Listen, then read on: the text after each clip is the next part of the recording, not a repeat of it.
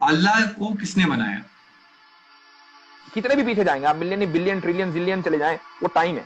उस टाइम को बनाने वाला अल्लाह है। तो जो बनाने वाला है टाइम का, वो कभी टाइम में नहीं होगा बल्कि टाइम के बाहर होगा। और जो टाइम के बाहर होगा आप उसको टाइम से जज नहीं कर सकते। इसलिए आप ये नहीं कह सकते कि अल्लाह कब आया, क्योंकि जो कब का सवाल है ये उसके लिए होगा जो टाइम के अंदर है, ना कि उसके लिए जो टाइम के बाहर है। कहो कि वो माबूद बरहक जिसकी मैं इबादत करता हूं अल्लाह है, वो एक है। अल्लाह बेनियाज है, वो न किसी का बाप है और न किसी का बेटा, और कोई उसका हमसर नहीं। अल्लाह वो माबूद बरहक है कि उसके सिवा कोई इबादत के लायक नहीं। जिंदा है, सबको थामने वाला, उसे न ऊंग आती है न नींद। जो कुछ आसमानों में और जो कुछ जमीन में है सब उसी का है। कौन है कि उसकी इजाजत के बगैर उससे किसी की सिफारिश कर सके?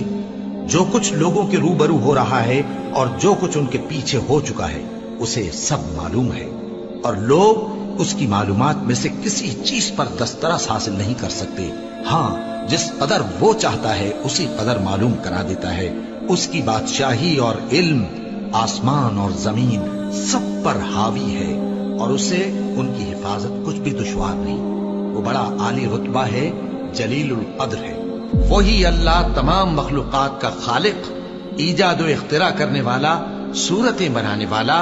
उसके सब अच्छे से अच्छे नाम हैं। जितनी चीजें आसमानों और जमीन में हैं सब उसकी तस्बीह करती रहती हैं, और वो गालिब है, हिकमत वाला है। आसमानों और जमीन की बादशाही उसी की है। वही जिंदगी देता है और वही मौत देता है, और वो हर चीज पर कादिर है। वही अव्वल और वही आखिर, और अपनी कुदरतों से सब पर जाहिर और फिर भी पोशीदा है, और वो हर चीज का खूब जानने वाला है। वही है जिसने आसमानों और जमीन को 6 दिन में पैदा किया, फिर अर्श पर जलवा अफरोज हुआ। जो चीज जमीन में दाखिल होती और जो उससे निकलती है, और जो आसमान से उतरती और जो उसमें चढ़ती है, सब उसको मालूम है।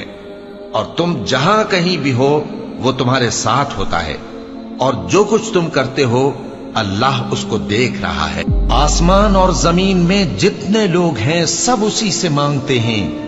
वो हर रोज किसी न किसी काम में होता है। वही तो है जो तुमको डराने और उम्मीद दिलाने के लिए बिजली दिखाता और भारी भारी बादल पैदा करता है, और रात और फरिश्ते सब उसके खौफ से उसकी तस्बीह और तहमीद करते रहते हैं।